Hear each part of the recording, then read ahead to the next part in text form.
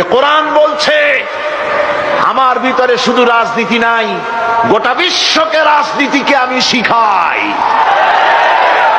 অর্থনীতি শিখাই, পৃথিবী চলবে কিভাবে তা আমি দেখাই।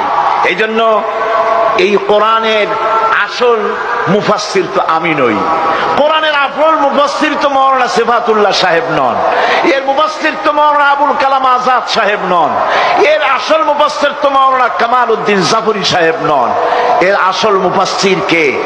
কোরআনের আসল মুফাসসির, জেনুইন অথেন্টিক ইন্টারপ্রেটার, আল্লাহর পক্ষ থেকে নিয়োগ প্রাপ্ত মূল মুফাসসির যিনি, মূল তরজমানুল কোরআন, কোরআনের ভাষ্যকার যিনি, তিনি হচ্ছেন সর্বকালের সর্বযুগের সর্বশ্রেষ্ঠ মহামানব বিশ্বনবী জনাবে মুহাম্মদ রাসূলুল্লাহ সাল্লাল্লাহু আলাইহি ওয়াসাল্লাম।